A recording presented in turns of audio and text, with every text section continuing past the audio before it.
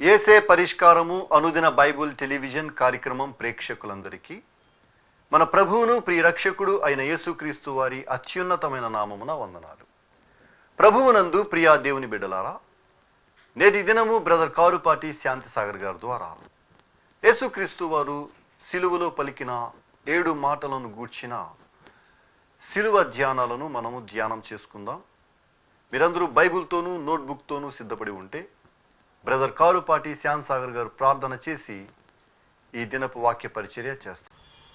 ప్రభువునందు ప్రియమైన దేవుని బిడ్డలారా, ఈ రాత్రికాలపు వాక్య భాగం కొరకు సహకారాన్ని ఇస్తున్నటువంటి కుటుంబం పెదపాడు గ్రామము నుండి ఒక విశ్వాసి గారి కుటుంబం సహకారాన్ని ఇస్తున్నారు. ఈ కుటుంబాన్ని ప్రభువు దీవించినట్లు ప్రార్థిద్దాం. ఎపిసోడ్ సహకారులు కావాలి మాసాంతం వరకు దయచేసి ముందుకు రండి. ఏసే పరిష్కారం ఛానల్ కొరకు ప్రార్థన చేయండి.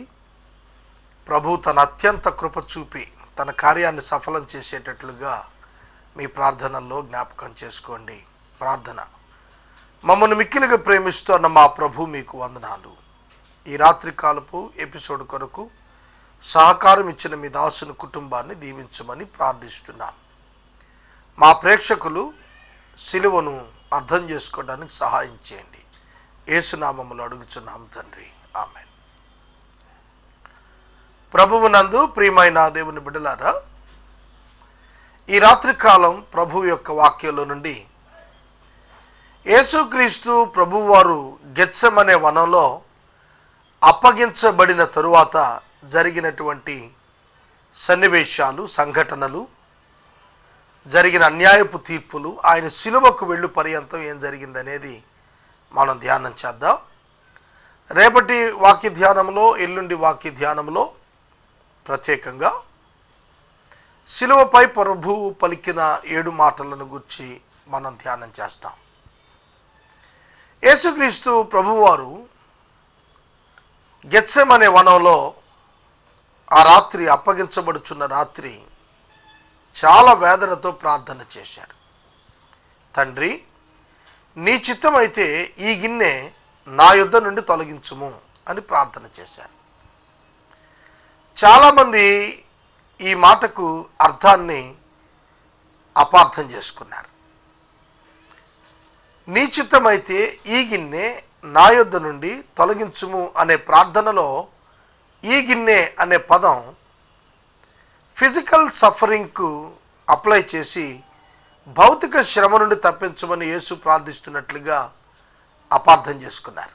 కానీ వాస్తవంగా అక్కడ ఈ గిన్నె అనే పదం దేనిని బట్టి చెప్పబడిందనగా, యేసు పరిశుద్ధుడు, ఆయన శరీరం మీద పాపము మోపబడబోతోంది. పరిశుద్ధునిపై పాపం మోపబడటం ఆయన సహించలేని పరిస్థితి. కానీ ఖచ్చితంగా మోపబడాల్సిందే.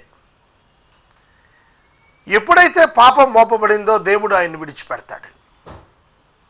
ఆ అనుభవాన్ని నువ్వు దూరం చేయి ప్రభు అని ప్రార్థన చేస్తున్నాడు. ఒక పరిశుద్ధుడిగా ఆయన ఆ ప్రార్థన చేయాల్సిందే.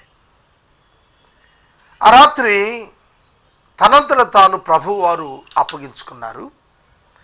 అప్పగించుకున్న వెంటనే ఆయన బంధించబడ్డారు. అక్కడ నుండి ఉదయము 9 గంటలకు యేసు సిలువ మీదకు ఎక్కారు. ఆయనను సిలువ వేసినప్పుడు సమయం మార్క్స్ వార్తలో 15వ అధ్యాయంలో మనం చూస్తా, ఉదయము 9 గంటలకు ఆయనను సిలువ మీద ఉంచారు. యేసుక్రీస్తు ప్రభువారి యొక్క ఆఖరి ఘడియలు మనం గమనించినట్లయితే, ఆయన తెల్లవారుజామున 3 గంటలకు అరెస్ట్ చేయబడి ఉంటే ఉదయము 9 గంటలకు ఆయన సిలువ మీదకు చేర్చబడ్డాడు.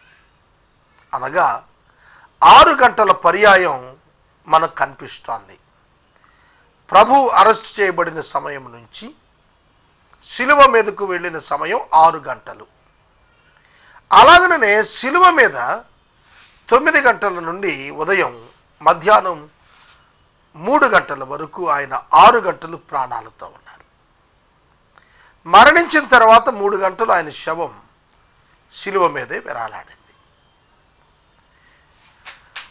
ఆయన అప్పగించబడిన సమయం నుండి శిలువపైకి ఎక్కిన 6 గంటల్లో జరిగిన సన్నివేశం చూస్తే 6 అన్యాయపు విచారణలు కొనసాగాయి. 3 విచారణలు యూదులు నిర్వహించారు. మరొక 3 విచారణలు రోమియులు, అన్యజనులు నిర్వహించారు. యేసుక్రీస్తు ప్రభువును బంధించిన వెంటనే గత సంవత్సరపు ప్రధాన యాజకుడు అయినటువంటి అన్న యొద్దకు ఆయనను తీసుకుని వెళ్ళారు. కయప ఆ సంవత్సరం ప్రధాన యాజకుడు, అతని మామగారు అన్న గత సంవత్సరపు ప్రధాన యాజకుడు. ఆ కాలంలో మాజీ ప్రధాన యాజకుడు అన్నమాట. అతడు అనేకుల కొరకు ఒక మనిషి చనిపోవటం మంచిదని ప్రవచించినటువంటి వ్యక్తి, అతను తెలియపరిచినటువంటి వ్యక్తి. మొట్టమొదట అతని యొద్దకు యేసుక్రీస్తు ప్రభువును తీసుకువెళ్ళారు. ఇది అన్యాయపు తీర్పు. యూదుల ధర్మశాస్త్రం ప్రకారం ఇంటి వద్ద తీర్పు తీర్చకూడదు, చీకటి యందు తీర్పు తీర్చకూడదు. యేసును బంధించి వాడు తీసుకుని వెళ్ళినప్పుడు సూర్యోదయం కాలేదు, చీకటిగానే ఉంది. అన్న ఇంటి యొద్దకు తీసుకుని పోబడ్డాడు. అక్కడ యేసు ప్రభువు వారిని అన్న అడిగిన ప్రశ్న, నీవు ఏమి బోధిస్తున్నావు, నీ బోధ ఏమిటి? ప్రశ్న, బోధను గుర్చిన ప్రశ్న. యేసు దానికి చక్కటి జవాబు చెప్పారు. నేను రహస్యంగా ఏం బోధించడం లేదు, నేను పబ్లిక్లో బహిరంగంగా బోధిస్తున్నాను. నా బోధలో తప్పుంటే అప్పుడు ఖండించాలి కదా. ఎప్పుడైతే ఆయన నేను రహస్యంగా బోధించడం లేదని తాను బోధించింది చెప్పాడో దానిలో వారికి ఏ తప్పు దొరకలేదు. చూస్తున్నారా? యేసుపై మోపబడినటువంటి మొదటి విచారణలో దోషం ఆయన బోధ. ఎందుకంటే యేసు యొక్క బోధ విచిత్రంగానే ఉండేది. ఆయన దేవుణ్ణి తండ్రి అని పిలిచేవారు. ఆయన అధికారం కలిగిన వాని వలె బోధించాడు. మిగిలిన శాస్త్రులు పరిచయుల వలె కాదు యేసు బోధ. అధికారం కలిగినటువంటి బోధ యేసయ్య యొక్క బోధ. యేసు పరలోక విషయాలు బోధించారు. యేసు పరలోకాన్ని గురించి మాట్లాడారు, భవిష్యత్తును గురించి మాట్లాడారు, మనుషుల యొక్క అంతరంగాన్ని గురించి మాట్లాడారు. సూపర్ న్యాచురల్ ఇష్యూస్ అన్ని మాట్లాడుతూ వచ్చారు.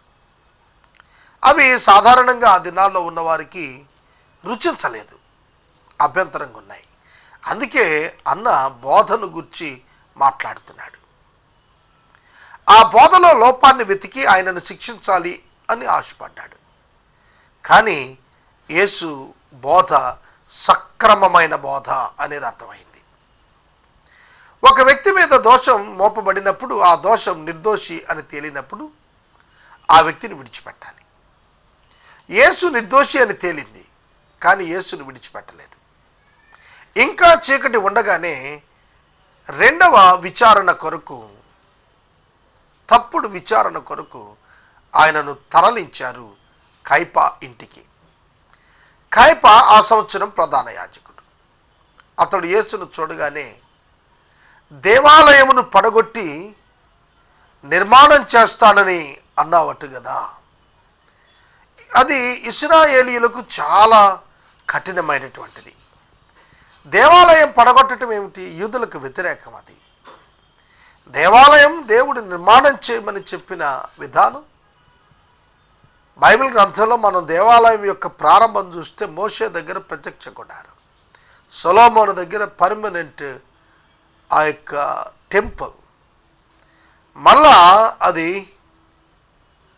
హగై గ్రంథంలో మనం చూస్తాం జెరుబ్బాబేలు నాయకత్వాన పునర్నిర్మాణం, మరలా తిరిగి హేరోదు చేత అది రిపేర్స్ చేయించబడటం, కొన్ని ఎక్స్టెన్షన్స్ చేయబడటం.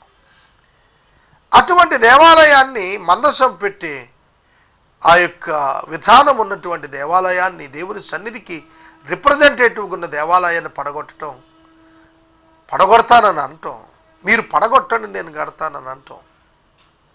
యూదులకు చాలా కఠినమైన మాట.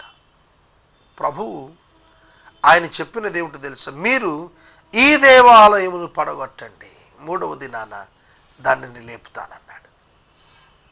ఏ దేవాలయం? తన శరీరం అను దేవాలయాన్ని పడగొడితే మూడవ దినాన తిరిగి మృతులలో నుండి, మరణములో నుండి పునరుజ్జీవితంలోకి వస్తానని ఆయన మాట్లాడాడు. దానిని అర్థం చేసుకోకుండా భౌతిక దేవాలయాన్ని పడగొట్టమంటున్నాడని చెప్పి వారు లేచారు. అయినప్పటికీ వారి సాక్ష్యాలు సరిపోలేదు. ధర్మశాస్త్రం ప్రకారం మినిమం 2 లేదా 3 సాక్షుల నోట సాక్ష్యం వినాలి. ఆ సాక్ష్యం మళ్ళీ క్రాస్ చెక్ చేయబడుతుంది. అప్పుడు ఆ దోషం నిరూపించబడితే శిక్ష పడుతుంది. కానీ యేసుక్రీస్తు ప్రభువారు తాను చెప్పినటువంటి మాటను అబద్ధ సాక్షులు 2 తీసుకొచ్చి ప్రజెంట్ చేశారు. కానీ వారిని విడివిడిగా ప్రశ్నించినప్పుడు అది నిలబడలేదు. క్రాస్ ఎగ్జామినేషన్లో అది వీగిపోయింది. యేసు అలా అనలేదనేది అక్కడ వారికి అర్థమైంది. మొట్టమొదటి విచారణలో బోధను గురించి విచారణ, అంతకంటే ఉత్తమ కోర్టు అనుకుందా ప్రధాన యాజకునిది. అక్కడికి వచ్చేటప్పటికి నేరం మారకూడదు, విచారించే నేరం మారకూడదు, కానీ నేరం మారిపోయింది. ఆ విచారణ కూడా ఇంటి వద్దనే, ఆ విచారణ కూడా చీకట్లోనే చేశారు. ఇది అన్యాయపు విచారణ. ఆ విచారణలో న్యాయవంతుడని యేసుని గురించి తేలింది. మరి విడిచిపెట్టాలి కదా. యేసు నిర్దోషి అని తేలినప్పుడు విడవాలి, కానీ వారు విడవలేదు. ఈ లోపల ప్రజలకు తెలిసిపోయింది, యేసు ప్రభువును అరెస్ట్ చేశారు, ఆయన చంపే ప్రయత్నం చేస్తున్నారు, ఆయన మీద దోషాలు మోపుతున్నారు అని అర్థమైనటువంటి ప్రజలు ఆ ఇంటికి రావటం ప్రారంభించారు.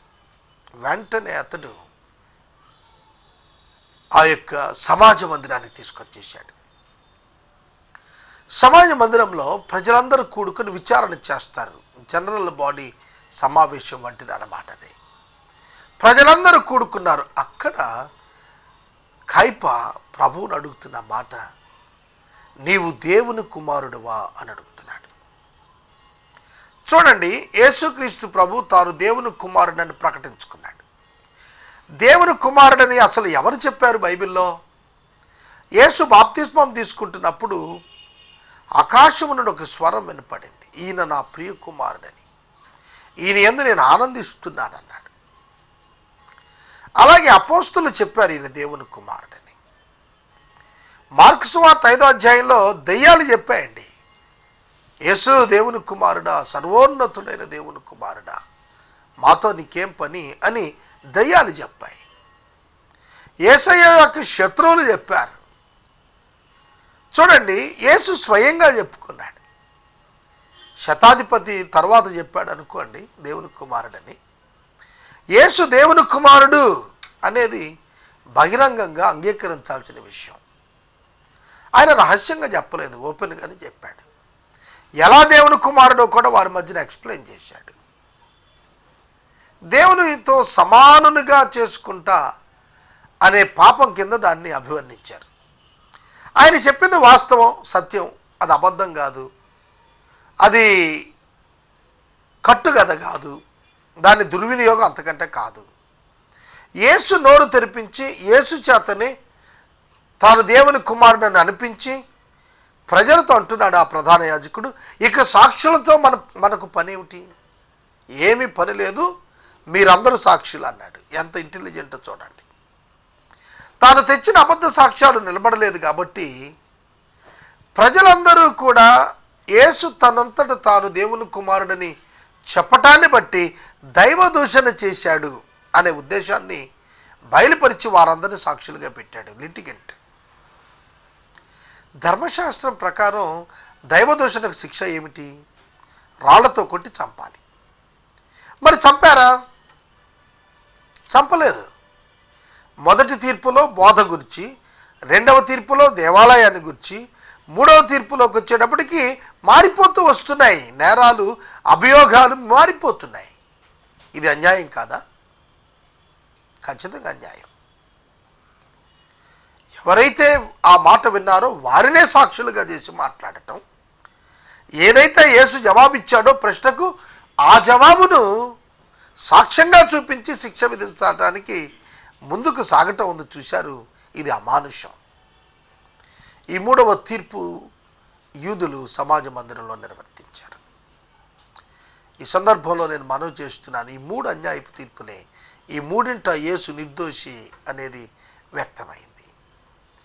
శాస్త్రులకు పరిచయులకు తెలుసండి యేసులో ఏ దోషం లేదని. రాళ్లతో కొట్టి యేసును చంపచ్చు ఎప్పుడు? వారి యొక్క అభియోగం ప్రకారం. కానీ వారు చంపలేదు అంటే వారికి తెలుసు అక్కసు చేత అసూయ చేత యేసును చంపడానికి వారు ప్రయత్నం చేస్తున్నారు, కానీ వారు సాహసం చేయలేదు. నిరపరాధి రక్తం చిందించడానికి వారు సాహసం చేయలేదు. ప్రియమైన దేవుని బిడ్డలారా, వారు ఆలోచించారు ఈ రిలీజియస్ మర్డర్ను పొలిటికల్ మర్డర్గా తిప్పేస్తే మనం చేతులు దులుపుకోవచ్చు, మట్టి మన చేతులకు అంటదు అని ప్లాన్ చేశారు. వారు చేసి పిలాతు దగ్గరకు యేసును తీసుకుని వచ్చారు. చూడండి, ఈ దినాల్లో మనం ఏదైనా ఒక కోర్టులో ఒక పిటిషన్ వేస్తే దాన్ని విచారణ రావడానికి చాలా కాలం పడుతుంది.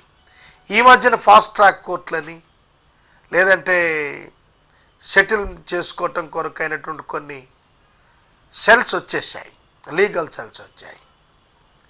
కానీ వాస్తవంగా కొద్ది సంవత్సరాల క్రితం అయితే ఒక తీర్పు వెలువడటానికి ఎంతో కాలం పట్టేది, ఎంతో విచారణలు. కానీ యేసుక్రీస్తు ప్రభు వారికి 6 గంటల సమయంలో 6 విచారణలు చేసేశారు. ఎంత విచారం! అవి అన్యాయపు తీర్పులైనా కూడా ఆయన విడిచిపెట్టకుండా కొనసాగించారు. ఎంత దౌర్భాగ్యం అది! యేసు బొచ్చుక తెరించువాని ఎదుట గొర్రె మౌనంగా ఉన్నట్లుగా ఆయన మౌనంగా ఉన్నాడు. ఆయన నోరు తెరిచి మాట్లాడితే ఎవరు మాట్లాడలేరు. కానీ ఆయన సమర్పించుకొని వెళుతున్నాడు సిలువకు, అందుకే ఆయన మాట్లాడటం లేదు. పిలాతు దగ్గరకు తీసుకుని వచ్చారు. పిలాతు దగ్గరకు వచ్చేటప్పటికి తీవ్రమైనటువంటి నేరాలు మోపటం ప్రారంభించారు. ఆయన మీద మోపిన నేరం ఏమిటంటే యూదయ మొదలుకొని గలిలయ వరకు కూడా ఇతడు అల్లరి రేపుతున్నాడు. చూడండి, పన్ను ఇవ్వద్దని చెప్పి గొడవ చేస్తున్నాడు. యేసు ఆ విధంగా చెప్పలేదు. కైసరువు కైసరుకి, దేవునివి దేవునికి ఇవ్వండి అన్నాడు ఆయన. కానీ వారు ఆ విధంగా కాదు, కైసరుకు పన్ను ఇవ్వద్దంటున్నాడు, చక్రవర్తికి పన్ను కట్టద్దంటున్నాడు, దేశములో తిరుగుబాటు రేపుతున్నాడు, ఇతని బోధల ద్వారా రాజరికాన్ని తృణీకరిస్తున్నాడు. చూడండి ఎటువంటివి పెడుతున్నారు. ఇంతకుముందు 3 విచారణల్లో తమ సొంత విషయాలు చెప్పారు. దేవుని యొక్క వాక్యాలు, ధర్మశాస్త్రం గురించి, దేవాలయాన్ని గురించి, కుమారత్వాన్ని గురించి, దేవుని యొక్క డాక్టరల్ టీచింగ్ని గురించి మాట్లాడారు. కానీ ఈ యొక్క రోమన్స్ దగ్గరికి వచ్చేటప్పటికి వారికి అనుకూలమైన మాటలు చెప్పడం ప్రారంభించారు. ఈ దినాన ఇలాంటి వారు అనేక మంది ఉన్నారు. ఓసర వెళ్ళి అంటారు చూశారు, ఏ ఎండకు ఆ గొడుగు పట్టడం అంటారే, అట్లాంటి నాయకత్వం అన్నమాట. ఆనాడే కాదు, ఈనాడు కూడా అట్లాంటి నాయకత్వం ఉంది. విచారకరం. ప్రభువును పిలాతు దగ్గర తీసుకెళ్తే పిలాతుకు అర్థమైపోయింది యేసులో ఏ దోషం లేదనేది. యేసు ప్రభువును చూసినప్పుడు ఆయనకు అర్థమైపోయింది. ఎందుకంటే జ్యూరిస్డిక్షన్లో ఆయన పరిపాలనలో ఆయన గవర్నర్గా ఉన్నాడు. ఆయనకు తెలుసు ఎక్కడ అల్లరి లేని జరగలేదనేది, తిరుగుబాట్లు ఏం జరగలేదనేది ఆయనకు తెలుసు. వాచ్ఫుల్గానే ఉన్నారు రోమన్స్. కానీ తప్పించడానికి ఏమన్నాడంటే, ఇతడు గలిలయ కూడా ఇతడు అల్లరి రేపుతున్నాడని మీరు అన్నారు కనుక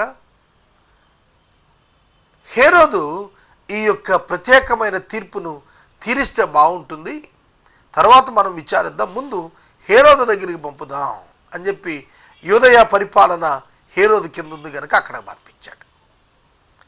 హేరోదు దగ్గరికి వెళ్ళేటప్పటికి 5వ విచారణ.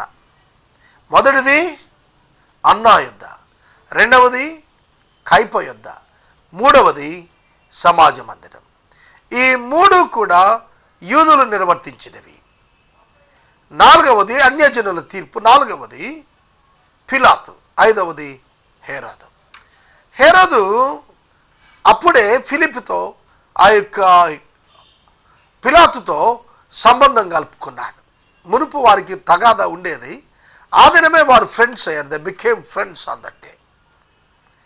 కనుక మరలా తిరిగి పాత గొడవలు తవ్వుకునే పరిస్థితుల్లో లేడు హేరోదు, లేడు పిలాతు కూడా లేడు. ఆ పరిస్థితుల మధ్య యేసు అతని ఎదుటికి తీసుకొని పోబడ్డాడు. యేసు ప్రభువును చూడగానే చాలా ఆనందపడ్డాడు హేరోదు. ఎందుకంటే హేరోదు బాప్తిస్మం ఇచ్చి యోహాను యొక్క శిరస్సు ఖండించాడు. ఆ కాలం మొదలుకొని హేరోదు సరిగా నిద్ర పట్టడం లేదు. అక్కడున్న మాంత్రికులను పిలిపించుకొని ఆ మాయాజాలం చేయించుకుని ఆనందిస్తూ ఉండేవాడు. యేసుని గురించి చాలాసార్లు విన్నాడు, కానీ యేసుని ఎన్నడూ చూడలేదు అతడు. యేసు అతనికి ఇంటర్వ్యూ ఇవ్వలేదు కూడాను. యేసు పేదల మధ్య పరిచయం చేశాడు. యేసు ధనవంతుల మధ్యకు పోలేదు. అటువంటి పరిస్థితుల్లో నీవు ఎవరు యూదుల రాజువా అనగా, నీవన్నట్టు నేను యూదుల రాజుని అన్నాడు. ఎప్పుడైతే ఆ మాట అన్నాడో హేరోదు నవ్వుకున్నాడు. ఎందుకంటే అతడే యూదులకు రాజుకున్నాడు ఆ కాలంలో. కాబట్టి అతడు ఆ సందర్భంగా నవ్వుకొని ఆయనకి ఒక రాజవస్త్రాన్ని తొడిగించి, ఇతని యందు నాకేమి దోషం కనపట్టలేదని భావించి తిరిగి పిలాతు దగ్గరికి పంపించాడు. పిలాతు దగ్గరికి మరలా యేసుక్రీస్తు ప్రభువారు వెనుకకు తీసుకురాబడ్డారు. 6వ తీర్పుకు అక్కడ రంగం సిద్ధమైంది. పిలాతు యేసుక్రీస్తు ప్రభువును తప్పించడానికి చాలా ప్రయత్నాలు చేశాడు. ఎందుకంటే అదే రాత్రి అతని భార్య ఒక దర్శనములో యేసును గుర్చినటువంటి ఆ స్వరం వింది. ఆయన ఎవరో తెలుసుకుంది. అందుకే భర్త కబురు చేసింది, ఆయన నీతిమంతుడు, ఆయన జోలికి వెళ్ళొద్దని. అయితే అతడు తప్పించుకోవటం కొరకు 1-40 కొరడా దెబ్బలు కొట్టించేసి ఆయన అప్పగించడానికి ప్రయత్నం చేశాడు. ఈ మనుషుడు మాకు వద్దంటే వద్దన్నారు. యేసు తన చేతిలో కర్ర పట్టుకొని 1-40 కొరడా దెబ్బలు తిని రక్తసిక్తమైన దేహంతో ఇదిగో ఈ మనుషుడు అని చెప్పబడి అప్పగించబడ్డాడు. లూకాసు వార్త 19వ అధ్యాయంలో ఈ మనుషుడు అనే మాట బిగ్ లెటర్స్తో ఉంటుంది, పెద్ద అక్షరాలతో ఉంటుంది. Humanity of Jesus Christ. యేసు శరీరధారిగా ఒక మానవునిగా ఆయన శిలువ మీదకి వెళ్ళారు. అయినా ప్రజలు ఊరుకోలేదు. వారు కేకలు పెడుతున్నారు. కైసరికి వ్యతిరేకంగా చేస్తున్నావు, హేరోదుకి వ్యతిరేకంగా చేస్తున్నావు, నీ సింహాసనానికి వ్యతిరేకంగా చేస్తున్నావు అని గొడవ చేస్తున్నారు. ప్రజలకు డబ్బిచ్చి ప్రేరేపించి అల్లర్రెక్కెత్తించారు. ఆ సందర్భంగా పిలాతు చేతులు కడుక్కున్నాడు. ఈ నిర్దోషి యొక్క రక్తము విషయంలో నాకు ఏ విధమైన సంబంధం లేదని. నీటితో చేతులు కడుక్కోవటం అపరాధాన్ని తుడుచుకోవటానికి ఆ కాలంలో జెంటైల్ పీపుల్ యొక్క అన్యజనాంగం యొక్క అలవాటు, ఆచారం అది. ఆ సందర్భంలో అక్కడ ఉన్నటువంటి ప్రజలందరూ అన్నారు, ఈ దోషం, ఏ దోషం? యేసు ప్రభువును సిలువ వేయటానికి చంపడానికి అప్పగించే శిక్ష ఉందే, ఆ దోషం మా మీద, మా పిల్లల మీద ఉంటుంది, నీకేం పర్వాలేదు చంపేసేయమన్నారు. విచారం ఏమిటంటే 6వ తీర్పు దగ్గర పిలాతు డెసిషన్ తీసుకోవాలి న్యాయాధిపతిగా, కానీ ప్రజలు డెసిషన్ తీసుకున్నారు. యూదులు డెసిషన్ తీసుకున్నారు ఆయన చంపాలని. సోదరుడా, సోదరి, యేసు యూదుల కొరకే వచ్చారు. యేసు యూదులలో పుట్టారు. యేసు యూదులకు మెస్సియగా, రాజుగా ఆయన వారికి ప్రత్యక్షమయ్యాడు. దేవుని యొక్క వాక్యం ఆయన వారి ఎదుగు తెచ్చాడు. 30 సంవత్సరాల వారితో నివాసం ఉన్నాడు. తన శక్తిని చూయించాడు. అక్కడ వారిలో అనేక మంది అద్భుతాలు పొందుకున్నారు. రొట్టెలు భుజించిన వారు ఉన్నారు. కానీ వారి కఠినత్వం చూడండి. వారు యేసును చంపమని తమ మీద, తమ పిల్లల మీద రక్తాపరాధం ఉంచుకోవటానికి వారు ఇష్టపడ్డారు. ఆ సందర్భంలో యేసుక్రీస్తు ప్రభువారు వారిని గురించి చాలా విచారించారు. ఆయన తిరిగి ప్రయాణంలో వెళుతున్నప్పుడు, యెరూషలేము కుమార్తెలారా, మీరు నా కోసం ఏడవకండి, మీకోసం ఏడవండి, ఎందుకంటే మీరు నా రక్తాపరాధాన్ని మీద వేసుకున్నారు. ఒక దినం వస్తుంది, భయంకరమైన దినం. క్రీస్తు శకం 70వ సంవత్సరంలో టైటస్ అనేటువంటి రోమన్ గవర్నర్ యెరూషలేము పట్టణాన్ని ముక్కలు చేశాడు. యూదులను చంపేశాడు. గర్భాలు చీల్చాడు. యవనస్తులను చంపించాడు, కన్యకలను చేర్చేశారు, దేవాలయం పడగొట్టేశారు, భయంకరంగా పరిస్థితి వచ్చేసి అటువంటిది రాబోతుందని ప్రభువు ఎరిగి ఉన్నాడు. కనుక అక్కడ ప్రజలు యేసును తిరస్కరించారు. 6 అన్యాయపు తీర్పులు జరిగాయి. 6 అన్యాయపు తీర్పుల్లో కూడా యేసు నిర్దోషి అని తెలిసింది. ప్రపంచంలో ఎన్నడూ ఏ న్యాయాధిపతి విధించినటువంటి శిక్ష పిలాతు విధించాడు. అదేమిటంటే, ఇతని యందు నాకే దోషం కనపడటం లేదు, ఇతనిని తీసుకొని వెళ్ళి మీ ఇష్ట ప్రకారం సిలువ వేసుకోండి అన్నాడు. ఆ తర్వాత చరిత్రలో పిలాతు పిచ్చివాడైపోయాడని చరిత్ర జ్ఞాపకం చేస్తుంది. యేసు తాను తనంతట తాను అప్పగించుకున్నాడు. మానవ ప్రమేయం లేదు అందులో. యేసు విడిపించుకోవాలంటే అది క్షణకాలం. యేసు ప్రార్థిస్తే పరలోకం నుండి 12 సేనావ్యూహాలు 72,000 దేవదూతలు వచ్చేస్తారు. ఒక్క దూత వస్తేనే దావీదు కాలంలో 1,000 మంది చచ్చిపోయారు. 2 దూతలు వెళితేనే సుధమ గుమార నాశనం అయిపోయాయి. కాబట్టి అటువంటి అధిక బలం కలిగిన దేవదూతలు వచ్చి ఆయనకి పరిచయం చేసే పరిస్థితి ఉంది అక్కడ. కానీ తాను తనంతట తాను అప్పగించుకున్నాడు. 6 అన్యాయపు తీర్పులు మనం చూసాం ఈ దినం. 6వ అన్యాయపు తీర్పు అనంతరం 3 రోమా తీర్పులు ముగియగా యేసును సిలువకు అప్పగించడానికి పిలాతు నిర్ణయం తీసుకున్నాడు. ఈయన యందు నాకే దోషం కనపట్టలేదని చెప్పి మరి శిక్షకు అప్పగించాడు. యేసు దానిని మౌనంగా భరించాడు. పిలాతుకు తెలియదు, ఒక దినాన తాను నేరస్తుడిగా, యేసు న్యాయాధిపతిగా నిలుచున్నప్పుడు తాను అక్కడ ఉంటాడు, యేసు ఎదుట నిలబడాల్సిన అవసరం ఉందని పిలాతుకు తెలియదు. సత్యాన్ని గురించి ప్రభు అతనితో చెప్పారు, నువ్వు సత్యమందు ఉంటే, సత్యం అంటే అర్థం తెలిసేది నీకని చెప్పారు. సత్యాన్ని గురించి సాక్ష్యం ఉండటానికి వచ్చాను అన్నాడు. అవేమీ పట్టించుకోలేదు. ఆయనను అన్యాయముగా సిలువ వేయటానికి అప్పగించాడు. అన్యాయపు తీర్పు నొందిన వాడే అతను కొనుక్కోబడిను అని యెషయా చెప్పిన ప్రవచనం నెరవేరటానికి ఇది జరిగింది. ఈ రాత్రి వాక్యం ఇక్కడ నిలుపుదల చేస్తున్నాను. ఈ ఎపిసోడ్కి సహకారం ఒక విశ్వాసి కుటుంబం పెదపాడు గ్రామం నుండి ఇచ్చారు. దేవుడి కుటుంబాన్ని దీవించును గాక. ఎపిసోడ్ సహకారులు కావాలి, ముందుకు రండి. ఛానల్ కొరకు ప్రార్థన చేయండి. క్రీస్తునందు విజయం తథ్యం.